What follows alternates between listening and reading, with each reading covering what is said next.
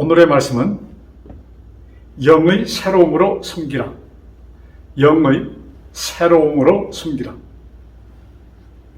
우리 지금 신명기 30장 15절부터 20절에 있는 말씀 봉독해 드리겠습니다. 이 말씀은 모세가 이스라엘 백성을 이제 떠나면서 마지막으로 한 호소문입니다. 하나님께서 모세를 통하여 이스라엘 백성에게 주신 호소문입니다. 15절. 보라, 내가 오늘날 생명과 복과 사망과 화를 내 앞에 두었나니 곧 내가 오늘날 너를 명하여 네 하나님 여호와를 사랑하고 그 모든 길로 행하며 그 명령과 규례와 법도를 지키라 하는 것이라. 그리하면 네가 생존하며 번성할 것이요 또 내 하나님 여호와께서 네가 가서 얻을 땅에서 네게 복을 주실 것임이니라. 그러나 네가 만일 마음을 돌이켜 듣지 아니하고 유혹을 받아서 다른 신들에게 절하고 그를 섬기면 내가 오늘날 너에게 선언하노니 너희가 반드시 망할 것이라. 너희가 요단을 건너가서 얻을 땅에서 너희의 날이 장구치 못할 것이니라. 내가 오늘날 천지를 불러서 너희에게 증거를 삼노라. 내가 생명과 사망과 복과 저주를 내 앞에 두었은즉 너와 네 자손이 살기 위하여 생명을 택하고 내 하나님 여호와를 사랑하고 그 말씀을 순종하며 또 그에게 부정하라. 그는 내 생명이시요 내 장수시니 여호와께서 내 열조 아브라함과 이삭과 야곱에게 주리라고 맹세하신 땅에서 네가 거하리라. 아멘.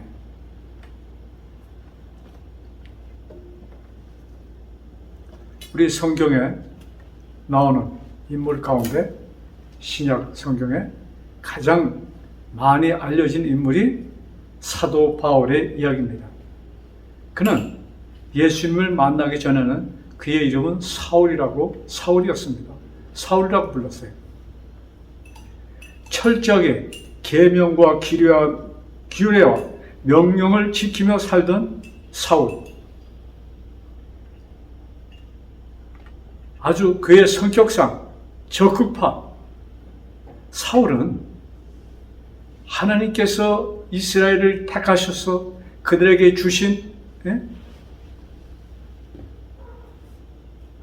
이 계명들을, 이 율법들을 어기면서 여기에 무관한 느닷없이 그리스도라는 그리스도를 전하며 그가 부활했다는 것도 전하며 그를 통하여 구원을 받을 것이라는 이런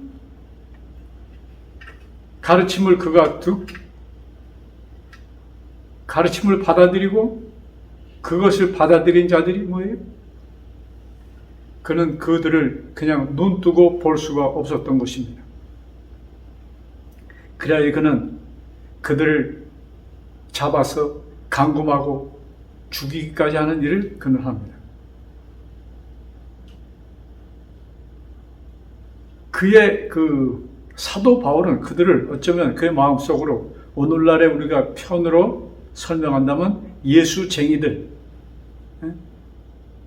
참 있어서는 안 되는 무리라고 그는 분명히 판단하였으며 그들을 없애고자 그는 온 정력을 기울입니다.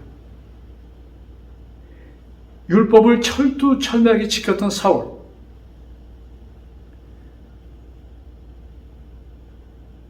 자, 로마서 7장 9절에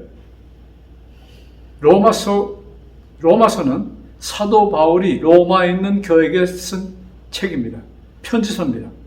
자, 제가 읽을게요. 내가 전에는 율법 없이 살았으나. 자, 사도 바울이 내가 전에는 율법 없이 살았으나 말도 안 되는 소리죠. 이게 무슨 소린가? 사도 바울은 그가 개종하기 전에 철두철미하게 율법을 지켰던 자입니다. 그런데 여기에 그는 이 편지서에 내가 전에는 율법 없이 살았으나 계명이 오자 죄는 살아나고 나는 죽었도다. 계명이 오자 나는 뭐예요?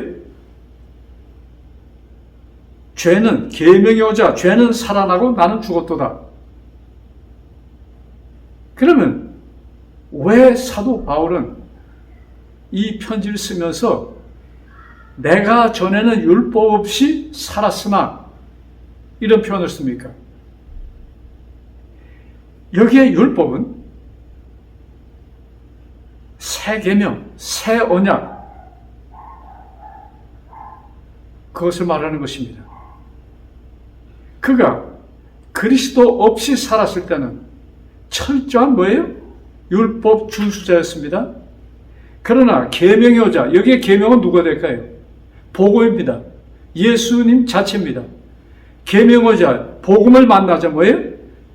나의 죄는 살아나고 그가 율법을 유대인들 율법주의자들 철저하게 그 계명 글자 그대로 지킬 때 뭐예요? 그들은 그가 보는 눈으로서는 예수쟁이들은 뭐예요? 율법을 무시하면서 사는 자이기 때문에 그것을 허용할 수가 없는 것이 왜?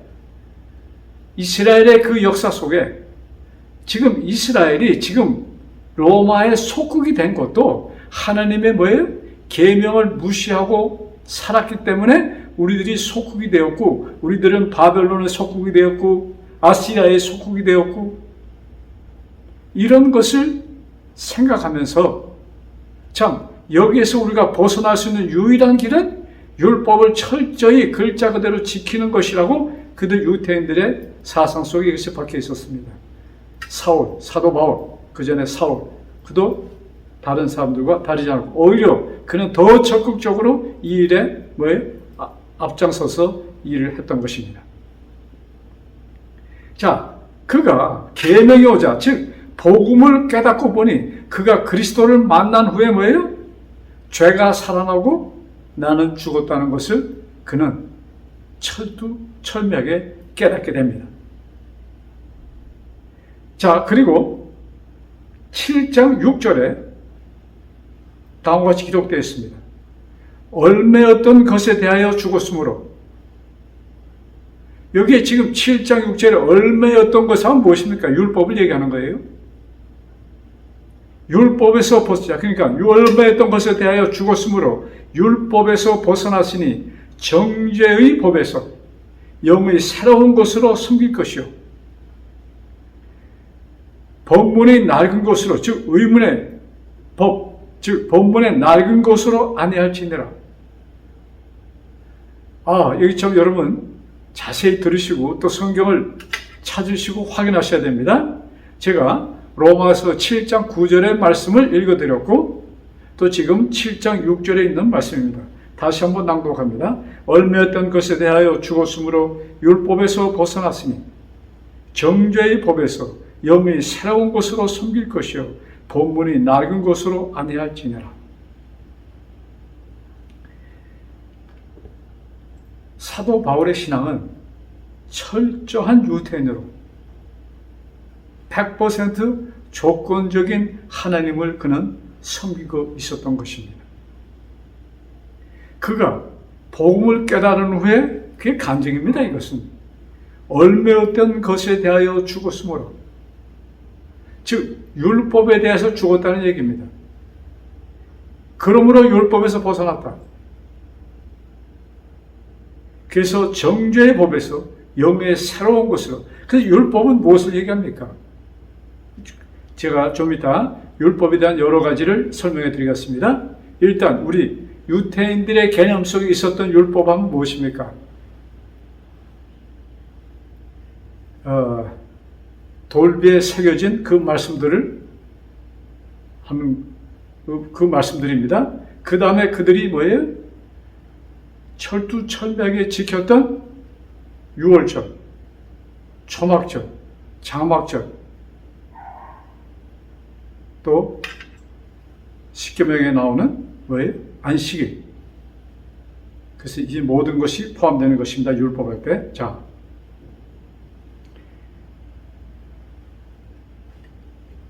그 히브리서에 보면은 히브리서는 사도 바울이 유대인들 자기 동족에게 쓴 편지서입니다. 히브리서 8장 7절부터 8절에 있는 말씀입니다. 만일 그 첫 번째 언약이 흠이 없었더라면 두 번째 것이 요구될 여지가 없었으리라. 여기 지금 사도 바울의 이 글을 보면은 첫 번째 언약이 흠이 없었더라면, 그러니까 흠이 있어서 새로운 언약을 주었다, 이렇게 우리가 딱 머리에 들어오는 글이지요. 자, 그러면 하나님께서 주신 그것도 그냥 뭐예요? 하나님께서 모세에게 말씀하셔서 모세가 쓴 그 두루마기 그것도 아니고 하나님께서 뭐예요? 돌에다가 직접 당신의 손으로 쓰신 그것이 뭐예요? 흠이 있었다는 얘기를 얘기하는 겁니까?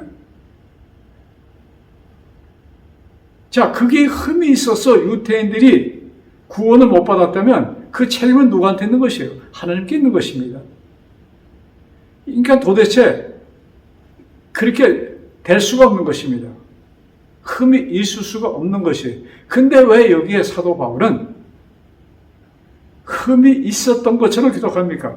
자, 만약 그 첫 번째 언약이 흠이 없었더라면 두 번째 것이 요구될 여지가 없었으리라. 여러분, 그 다음에 8절 읽고 또 설명합시다. 그들에게서 허물을 발견하고 그가 말씀하시기를 보라, 그날이 오리라. 주가 말하노라. 내가 이스라엘 집과 유다 집과 더불어 새 언약을 맺으리라. 그러니까 옛 언약은 흠이 있어서 제쳐놓고 이제 이스라엘과 유다에게 뭐예요? 유다 족속에게 새로운 언약을 주리라, 이 말씀입니다.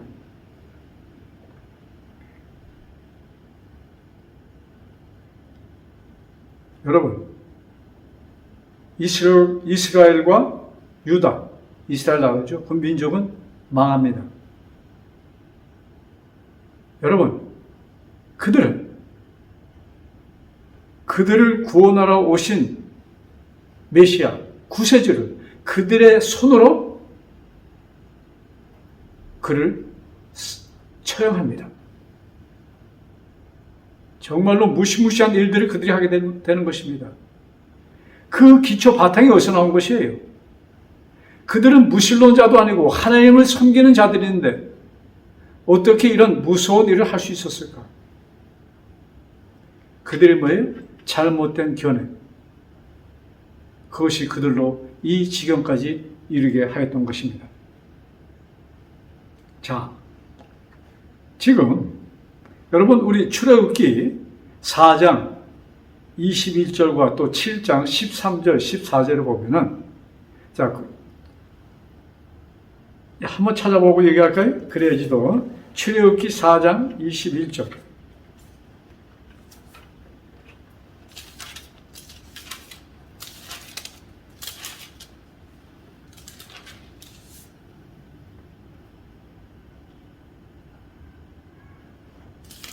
사장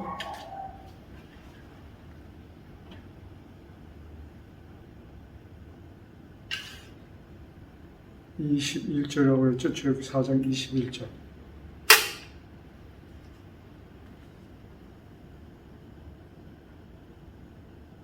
자, 여호와께서 모세에게 이르시되 네가 애굽으로 돌아가거든 내가 네 손에 준 이적을 바로 앞에서 다 행하라. 그러나 내가 그의 마음을 강팍해 한즉 그가 백성을 놓지 않으리라. 자, 모세에게 그 지팡이를 통해서 기적을 베푸잖아요. 그것이 뱀이 되기도 하고 그것을 침으로 피가 되고 이런 여러 가지 기적을 너 바로 앞에서 하라. 그리고 이스라엘 백성을 이제 해방시킬 것을 그에게 요구하라 할 때, 그가 놓아주지 않을 것이다. 왜? 내가 그의 마음을 강팍해 할 것이기 때문에 라고 기록합니다. 여러분, 여기 지금 그것이 7장에 또 반복하게 기록되어 있습니다. 여러분, 여기 지금 제가 여러분들에게 읽어드린 대로 하나님께서 바로의 마음을 강팍하게 하여서 그가 이스라엘을 내어주지 않았다. 그래서 그 죄를 졌다 하면은 그 책임은 누가 져야 되는 것입니까? 하나님께서 여기 기록은 바로의 마음을 강팍하게 하셨다고 기록합니다. 그러면 정말로 하나님께서 바로의 마음을 강팍하게 했을까요? 그럴 수가 없는 것이죠. 바로는 뭐예요? 사단의 충독으로 완악하여졌어.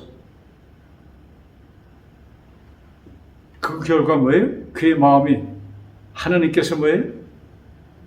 한 이적을 행할 때마다 그의 마음이 뭐예요? 점점 처음에는 그가 지팡이로 뱀을 만들었을 때 애굽의 마법사들도 뱀을 만듭니다. 피를 만드는데도 마법사들도 합니다. 그러니까 하나님을 뭐예요? 그 마법사 위치로 내려놓는 것입니다. 그 마음을 점점 닫아놓습니다. 그래서 우리 출애굽기에 보면은 애굽 땅에 10가지 재앙이 내리잖아요. 마지막으로 장남들이 죽는 그런 참 험한 일을 애굽 사람들이 당하게 되고 그 일을 통해서 그들은 이스라엘을 내쫓습니다. 이스라엘이 사실 쫓겨나는 것입니다. 막 가라, 떠나라. 여러분, 그의 마음이 완악해졌어요. 근데 성경은 처음 그렇게 하나님께서 완악하게 하셨다고 했는데 정말로 하나님께서 하셨습니까? 그것이 아니에요. 사단의 유혹에 빠져서 사단에게 귀를 기울임으로 그는 그의 마음을 강팍해졌고 결과적으로 그의 아들이 죽게 되고 그 다음에는 그 자신이 이제 나간 그들을 붙잡으러 갔다가 홍해 바다에서 모든 이스라엘 애굽의 군대가 멸망할 때 바로도 같이 거기서 죽게 되는 것입니다. 자, 지금 새 언약, 새 법에 대해서 얘기합니다. 사람들 마음에 새겨질 법. 자, 다메섹의 예수쟁이를 잡아 죽이러 가던 사울에게 강력하게 성령 하나님이 나타나십니다. 강한 빛으로 나타나서 순간적으로 거기서 쓰러지고 그러나 하나님의 음성을 듣고 그는 너무나 눈이 부셔서 거기서 장님이 됩니다.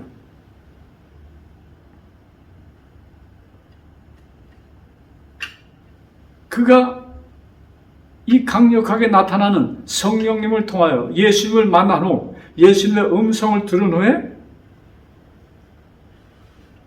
그가 자기 자신을 볼 때 자기는 율법 안에서 율법을 지키며 살았다고 생각하였지만 정말로 그가 율법 밖에 있었던 자기를 발견하게 되는 것입니다. 자, 그는 그 순간 거기서 장립이 되어서 사람들의 손에 의해서 인근 마을에 도착하였고 거기서 하나님의 은혜로 그가 다시 보게 되었고 그는 예수님을 만난 후 그리스도인으로 개종합니다. 그래서 본래 자기 이름 사울을 이름까지 바꿉니다. 그래서 바울로 그가 부르게 됩니다. 그래서 우리는 그를 부를 때 사울이라는 이름을 쓰지 않죠? 사도 바울 이렇게 우리는 그를 부릅니다. 자, 옛 언약이 잘못되어서 유대인들이 망합니까? 여러분, 예수님께서 하신 말씀 가운데 누가복음 자, 성경 찾지 않고 제가 여기서 읽어드리겠습니다. 누가복음 10장 26절에 한 율법사와 예수님의 대화 속에서 예수님께서 그 율법사에게 질문합니다. 야, 율법에 무엇이라 기록되었으며 내가 어떻게 읽느냐? 누가복음 10장 26절에 기록된 말씀입니다. 자, 율법에 뭐라고 어떻게 기록되어 있으며 너는 어떻게 읽느냐? 우리 한 문장을 가지고 읽는 사람에 의해서 뜻이 완전히 반대가 될 수가 있는 것입니다. 중요한 것은 어떻게 기록되어 있는 것보다도 내가 그것을 뭐예요? 어떻게 읽느냐? 누구의 계시로 내가 그것을 읽느냐 이것입니다. 사람의 눈으로 볼 때 하나님께서 나에게 주신 영을 통하여 내가 그 말씀을 볼 때 그 뜻이 완전히 틀려진다는 것을 여기는 표현하고 있습니다. 우리 출애굽기 24장 12절에 보면은 하나님께서 시내산에 도착하신 애굽을 떠난 홍해를 건넌 후에 그들이 시내산에 도착했을 때 하나님께서 모세를 그 시내산으로 부르십니다. 출애굽기 24장 12절의 말씀입니다. 주께서 모세에게 말씀하시기를 너는 산으로 내게 와서 거기에 있으라. 내가 너에게 내가 기록한 돌판들과 율법과 계명들을 주어 세 가지를 구분해 놓습니다. 돌판들, 즉 두 돌비죠. 그것은 사실은 10계명이라고도 기록되어 있지만 그것보다도 언약이라고 더 많이 그것이 불려집니다. 그래서 그것을 보관한 궤를 언약궤라고 얘기합니다. 법궤라고는 얘기가 없어요. 언약궤라고 부릅니다. 자, 그래서 그 언약의 돌과 율법과 계명들을 주어 너로 그들을 가르치게 하리라. 돌판에 기록된 언약. 그래서 그 율법과 계명, 그 말씀은 출애굽기 20장부터 레위기 전체에 기록되는 말씀들입니다. 그것은 돌판에 기록된 말씀들을 하나하나 분석하시면서 아주 세밀하게 그것을 이제 조직된 하나의 사회, 하나 국가로서 뭐예요? 있어야 될 그 룰들을 하나님께서는 아주 자세히 설명해 준 것이 그 두루마기 책에 기록되어 있는 것입니다. 그러시면서 특별히 레위기 4장, 4장만이 아니고 여러 것이 기록되어 있습니다. 그런데 레위기 4장에 무슨 말씀이 나오냐면 속죄제에 대해서 말씀 나옵니다. 제가 지난 시간에도 말씀드렸죠. 한 두 번 제가 말씀드린 것 같은데 속죄제, 속죄일 이런 말씀들이 레위기에 기록되어 있습니다. 이것은 무엇인가? 하나님께서 그들이 지켜야 될 룰을 주셨습니다. 만에 하나 혹시 너희들이 이것을 어기면 그것 때문에 너희 죽지 말고 법을 어기면 거기에 대한 벌금이 있잖아요. 그래서 그 법을 어겼다고 해서 너희들이 죽지 말고 하나님께서 뭐예요? 속죄 제도를 주십니다. 즉 죄를 범했을 때 뭐예요? 거기에서 속죄 받을 수 있는 방법을 그들에게 주셨다 이것입니다. 그것이 레위기 4장에 기록되어 있는 것이에요. 그래서 여러분 잘 아시는 대로 속죄일에는 속죄를 받기 위해서는 염소, 그 다음에 송아지가 사용됩니다. 그래서 제사장들이 죄를 범하면 송아지, 그 다음에 방백들, 좀 지도자들이 죄를 범하면 염소, 순놈입니다. 그 다음에 일반 백성들이 죄를 범하면 암염소, 가난한 사람들, 염소를 살 수 있는 돈이 없으면 두 마리의 비둘기, 그것도 안 되는 자에게는 밀가루 한 2kg 좀 안 모자라는 그런 적은 양의 밀가루로서도 그들이 성전에 가서 뭐예요? 이것을 제물로 드리고 그들의 죄가 이 물질로 옮겨져서, 즉 송아지로, 염소로, 비둘기로, 이렇게 밀가루 옮겨져서 그것이 태워지고 없어질 때에 못 없어지는 거예요? 그들의 지은 죄가 없어지는 것입니다. 그래서 그들은 계속 살 수가 있었던 것입니다. 은혜 가운데 은혜가 아니에요? 자, 그래서 이 율법 하면은 룰이 기록되어 있고 그 다음에 뭐예요? 속죄의 길이 있는 것이에요. 자, 궁극적인 목적은 무엇입니까? 만에 하나 이것이 이 사회, 그 다음에 그 형성된 사회를 유지하고 뭐예요? 또 하나님의 관계가 유지되기 위해서 그들은 그 법에 의해서 그 주신 룰을 따라서 해야 되지만, 그들이 그것을 어길지라도 뭐예요? 그들이 살 수 있는 방법을 하나님께서 그들에게 주셨습니다. 그러니까 결과적으로 율법의 요구는 사망이지만, 그러나 그것 때문에 죽을 필요는 없고 뭐예요? 그 사망, 내가 죽을 것 대신에 짐승들이 희생될 것이고 너는 살 것이다. 그러니까 결과적으로는 율법은 무엇입니까? 속죄인 것입니다. 이해가 되십니까? 제가 지금 이것을 억지로 풀고 있는 것이라고 생각하십니까? 자, 그래서 참 우리가 이 속죄, 이 율법에 대해서 분명하게 이해를 하셔야, 이 구약 성경에 나오는 말씀들이잖아요. 이것을 분명히 이해하셔야만이 우리가 신약에 나오는 말씀들을 이해할 수가 있는 것입니다. 그래서 하나님께서 율법이라는 말씀하실 때 이것이 다 포함되어 있는 것입니다. 돌배의 말씀, 그 다음에 뭐예요? 율법, 계명,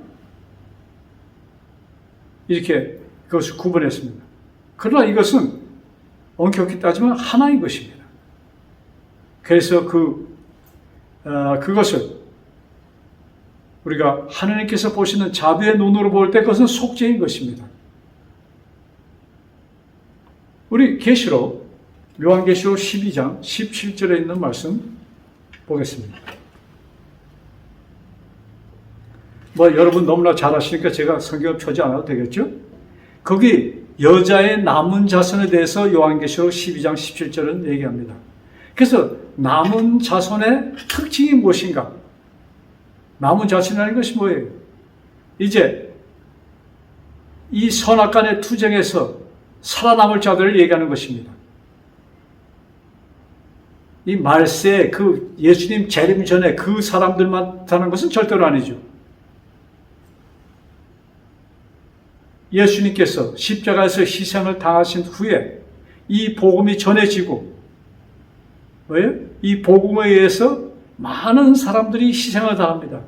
그러나 이 선악간의 투쟁에서 남을 자들, 즉 승리할 자들을 얘기하는 것입니다. 그래서 그 남은 자손들의 특징을 성경은 뭐라고 기록하냐면 하나님의 계명들을 지키며,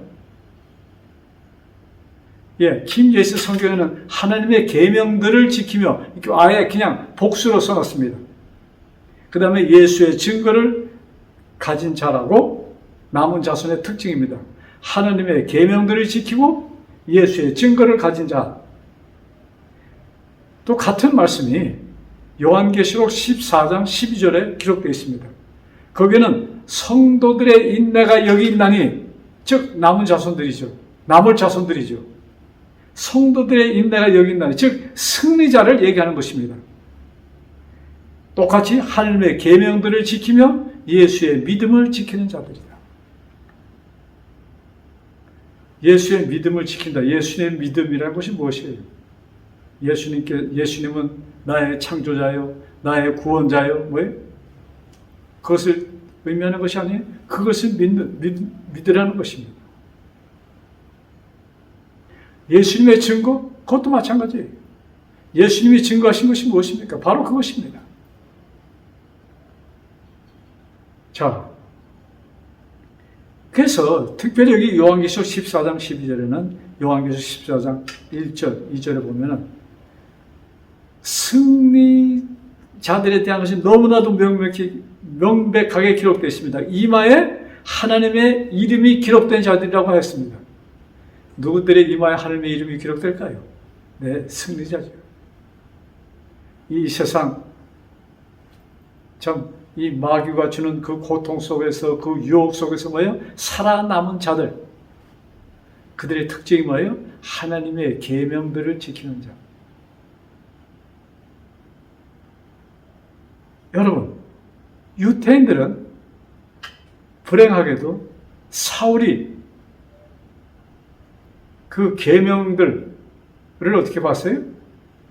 한쪽 귀태기만 보는 것입니다. 즉, 그래서 이것을 어기면 사망이다. 정죄입니다. 근데 이제 이 새 언약, 예수님의 십자가 이후로는 좀 더, 이거 뭐예요? 이 말씀이 굉장히 좀 부드럽게 전해졌다고 볼 수 있을까요? 사실은 그 전이나 마찬가지입니다. 이스라엘 백성들이 받은 옛 언약이나 지금이나 똑같은 것입니다. 자, 유대인들이 하나님의 계명을 아주 딱딱한, 왜? 굳은 것으로 보고, 거기에는 뭐가 없었어요? 자비가 없고 속죄가 없는 것으로만 그들이 보았습니다. 한쪽만 봤어요. 그러나 우리 출애굽기 24장 12절에 뭐예요? 계명들 할 때 그 계명에는 뭐가 있어요? 율법, 계명, 돌비. 거기에 뭐예요? 자비입니다. 구속입니다. 속죄입니다. 그래서 율법은 언약이고 언약은 속죄인 것입니다. 그래서 그 언약궤 그 우에서 치러지는 것이 뭐예요? 속죄가 이루어지는 것이었습니다.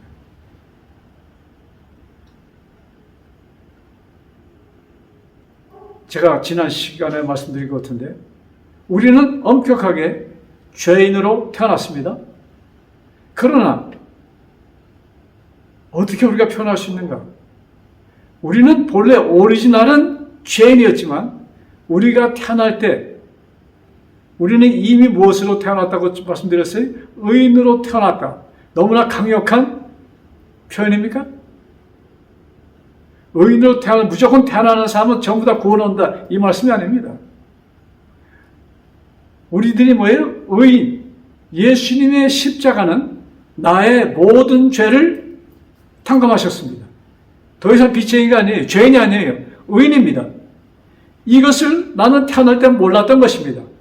그러나 성령 하나님을 통하여 우리가 그것을 깨닫는 순간, 아, 나는 의인이었구나 하는 것을 말하는 것입니다. 오해가 없겠죠? 예, 무조건 태어났으니까 의인이다. 이것을 하는 것이 아닙니다. 예. 그래서 우리는 뭐예요? 죄인으로 태어났어. 몰랐습니다. 그래서 우리는 이 땅에 사는 동안 우리들의 성령은 그래서 볼라토레즈, 우리 성량이라고 표현하겠습니다. 이것은 죄성입니다. 그래서 우리는 그 마귀의 유혹에 쉽게 우리가 넘어집니다. 그러나 하나님께서 이스라엘 백성들에게 그 법 말고 뭘 주셨어요? 속죄를 주신 것처럼 우리가 마귀에게 쉽게 참 유혹에 빠집니다. 그러나 뭐예요? 우리가 성령 하나님에 의해서 예수님 안에 예수님의 눈으로 나를 볼 때 예수님 안에서 우리는 정죄함이 없다는 그런 말씀을 우리는 듣게 되는 것입니다. 구약에 기록된 모든 말씀이 다른 방법으로 신약 성경에도 똑같이 모든 것이 기록되어 있는 것입니다.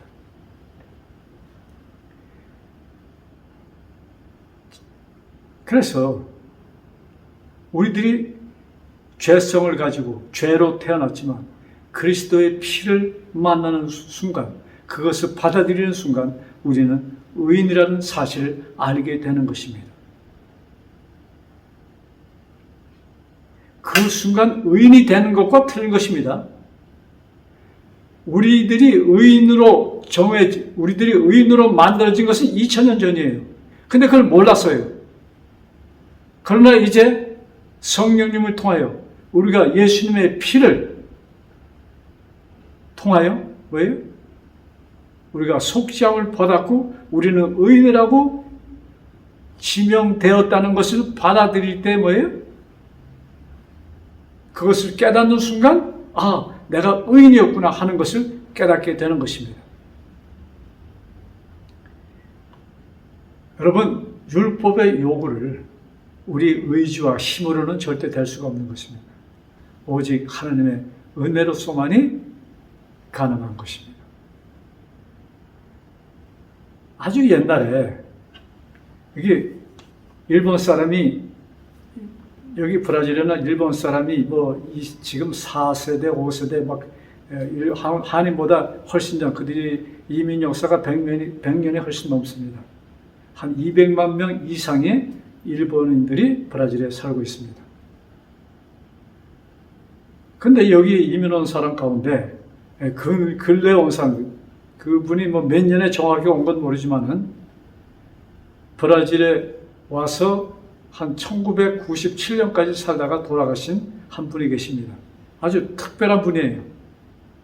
굉장히 참 세계적으로 이름이 났던 분인데 그 사람의 이름이 요코이입니다. 요코이. 그는 1915년에 태어난 사람입니다. 그리고 일본 전쟁 때 괌에서 그가 전투를 했습니다. 그가 괌에서 전투하여서 그 다음 1845년에 일본에 항복하잖아요. 근데 이 사람은 그것을 몰랐었습니다. 그래서 일본에 항복하고 자유가 돌아오고 다 이랬는데 거기서 이 사람이 몇 년 동안 살았냐면 28년 동안 폐잔병으로 숨어서 살았습니다. 그가 그걸 들키면 이제 전쟁 포로가 되어서 미군인들에게 뭐예요? 총살, 그는 죽을 것을 두려워서 숨어 살았습니다. 그래서 작은 산 중턱에 작은 굴을 하나 만들어 놓고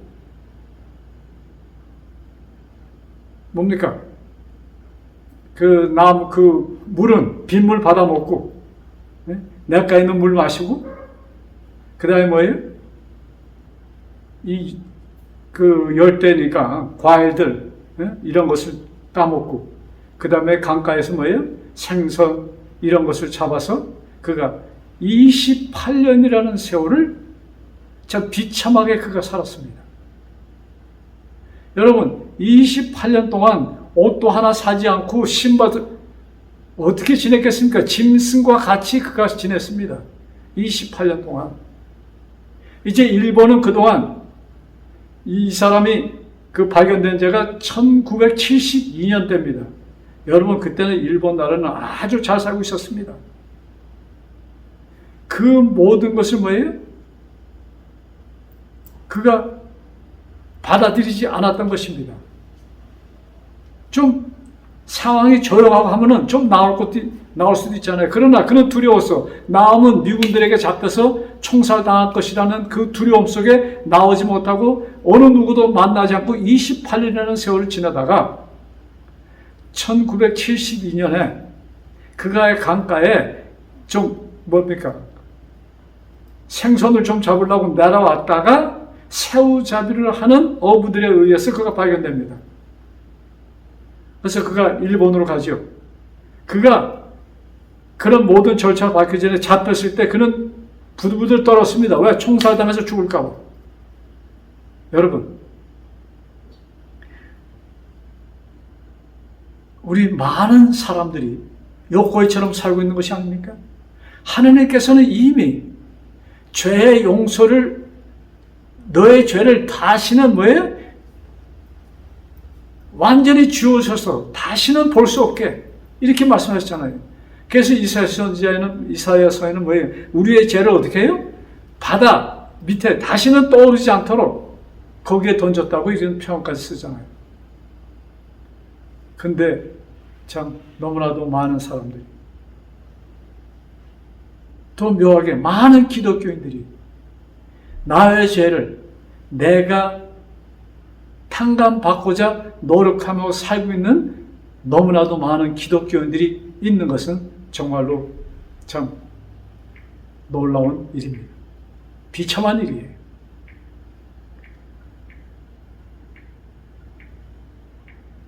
그래서 이 사람 요코이가, 근데 그의 형제가 브라질에 살고 있었습니다. 그래서 일본에서 살다가 그의 형제가 살고 있는 브라질에 와서 그가 1997년 82살에 심장병으로 그가 죽게 됩니다. 자, 여러분, 우리 마태복음 6장에 보면은 예수님께서 30년 동안 뭡니까?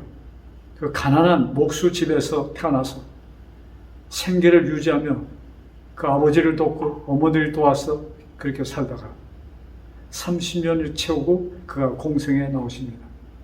그러시면서 첫 번 그 공중 설교에 그때 우리들에게 사람들에게 가르쳐준 기도문이 있습니다. 그것을 우리는 주의 기도문이라고 하죠.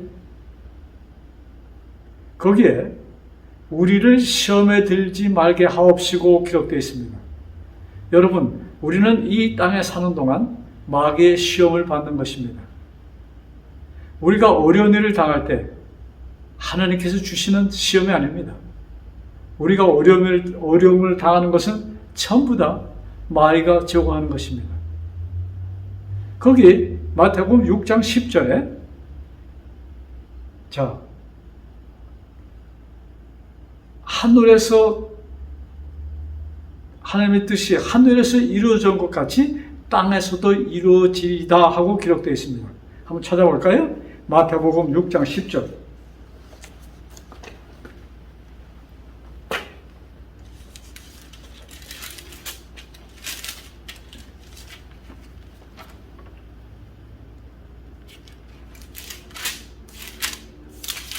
자, 마태복음 6장 10절입니다.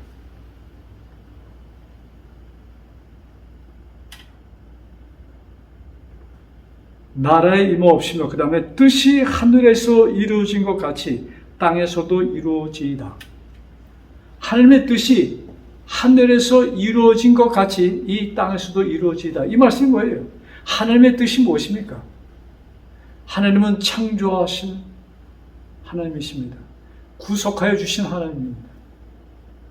하나님의 뜻은 우리 한 사람 한 사람 모두가 당신과 같이 당신의 나라에서 사는 것이 하나님의 뜻입니다. 그래서 이제 이 지상은, 이 지구는 없어질 것입니다.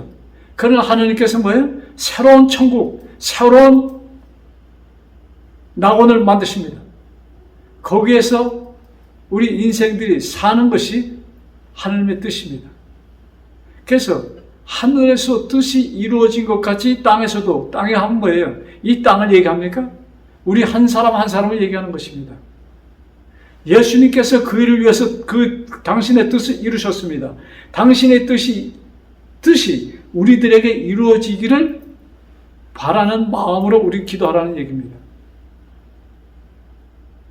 자, 우리 사람들의 육의 성향은 부정적입니다. 그래서 이 부정적인 이 성향이 뭐예요? 긍정적인 것으로 변해야 됩니다. 근데 그것도 내 의지로 되는 것이 아닙니다. 그것이 누구의 의지예요? 하나님의 의지인 것입니다. 가만히 있으면 그것이 되는가? 아니죠. 구해야 됩니다. 찾아야 됩니다. 여기 6장 11절에 오늘날 우리에게 일용한 양식을 주옵시고.